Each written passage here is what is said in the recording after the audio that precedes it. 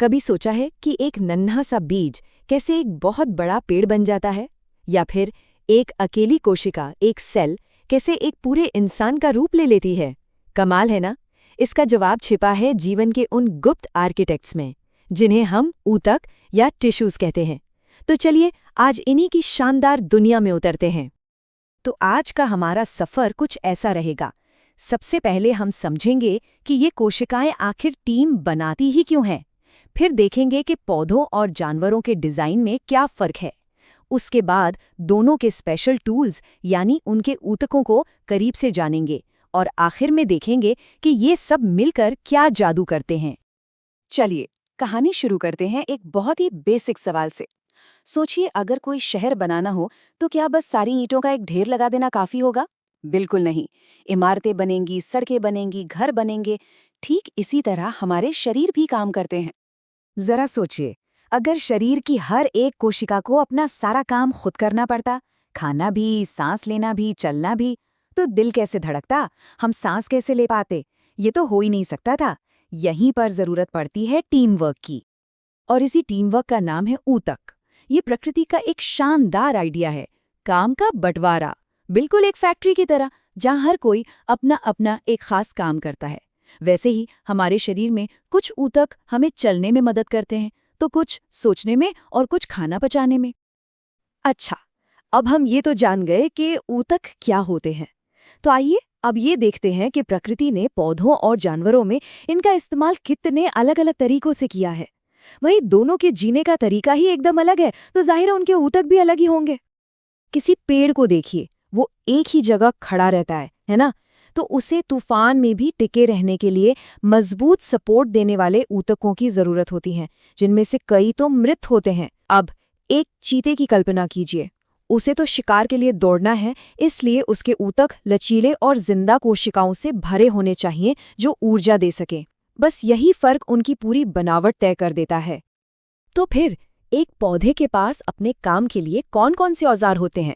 जैसे एक मैकेनिक के पास पाना पेचकस होता है, वैसे ही एक पौधे के पास भी बढ़ने, खड़े रहने और खाना बनाने के लिए अपने खास ऊतक होते हैं। पौधों में मोटे तौर पर दो तरह की टीमें होती हैं। एक है कंस्ट्रक्शन टीम, जो लगातार नई कोशिकाएं बनाकर पौधे को लंबा और चौड़ा करती है, और दूसरी है स्पेशलिस्ट टीम, जो अपना अपना खास काम करने के लिए पूरी तरह से तैयार है। ये जो विभज्योतक ऊतक है ना, ये असल में पौधे के ग्रोथ इंजन हैं। ये पौधे की चोटी पर और जड़ों के सिरों पर मिलते हैं, जिससे पौधा ऊपर और नीचे की तरफ बढ़ता है। और हाँ, तने के किनारों पर भी, जो उसे मोटा बनाते हैं। ये पौधे के असली कंस्ट्रक्शन जोन हैं। लेकिन एक नई कोशिका को ये कैसे पता चलता है कि उसे क्या बनना है? इस कमाल की प्रक्रिया को कहते हैं विभेदीकरण। ये कुछ वैसा ही है जैसे कोई बच्चा बड़ा होकर डॉक्टर या इंजीनियर बनता है। ठीक वैसे ही एक नई कोशिका भी अपना रूप और काम बदलकर एक खास भूमिका अपना लेती है और स्थायी ऊतक बन जाती है। अब ये जो स्पेशलिस्ट यानी स्थायी ऊतक हैं, ये भी दो तरह के होते हैं। एक होते हैं सरल ऊतक, जो एक ही तरह की ईंटों से बनी दीवार जैसे होते हैं, और दूसरे होते हैं जटिल ऊतक, जो कह सकते हैं कि अलग अलग तरह के टुकड़ों से बने एक सुंदर मोज़ेक की तरह होते हैं, जहां हर टुकड़ा मिलकर एक बड़ा काम करता है। सबसे पहले बात करते हैं पैरेन्काइमा की। इसे पौधे का पैकिंग मटेरियल समझिए। ये खाली जगहों को भरता है, पौधे को एक आकार देता है और सबसे ज़रूरी काम, खाने को स्टोर करता है। हम जो आलू खाते हैं ना, वो ज्यादातर यही पैरेन्काइमा ऊतक ही तो है। कभी सोचा है कि तेज हवा चलती है तो पौधे की टहनी झुक तो जाती है पर टूटती नहीं? इसका हीरो है कोलेनकाइमा। ये ऊतक पौधे को एक रब बैंड जैसा लचीलापन देता है, ताकि वो मजबूती से खड़ा भी रहे और जरूरत पड़ने पर झुक भी सके। और जब पौधे को पत्थर जैसी मजबूती की जरूरत हो तो काम आता है स्क्लेरेन्काइमा। इसकी कोशिकाएं मृत होती हैं और लिग्निन नाम के एक तरह के सीमेंट से बनी होती हैं, जो पौधे को बेहद कठोर बना देती हैं। नारियल का जो बाहरी कड़ा छिलका होता है, वो इसी का एक बेहतरीन उदाहरण है। और अब मिलते हैं पौधे के प्लम्बिंग और फूड डिलीवरी सिस्टम से। जाइलम पानी की पाइपलाइन है, जो जड़ों से पानी और मिनरल्स को खींचकर पत्तियों तक पहुंचाती है, और फ्लोएम वो डिलीवरी नेटवर्क है जो पत्तियों में बने खाने को पौधे के हर हिस्से तक पहुंचाता है। ये दोनों मिलकर ही पौधे को जिंदा रखते हैं। ठीक है, तो पौधों का टूल किट तो हमने देख लिया। अब जरा गियर बदलते हैं और जानवरों के कमाल की दुनिया में गोता लगाते हैं। यहाँ ऊतकों का विकास हुआ है, गति, संवाद और एक मजबूत ढांचे के लिए। जानवरों का शरीर, आप कह सकते हैं, मुख्य रूप से 4 तरह के ऊतकों से बना है। एक जो शरीर को ढकता है, दूसरा जो उसे सहारा देता है, तीसरा जो उसे चलाता है, और चौथा जो पूरे सिस्टम को कंट्रोल करता है। तो सबसे बाहरी परत है एपिथीलियमी ऊतक। ये हमारे शरीर का कवर है, एक तरह से घर की दीवारें।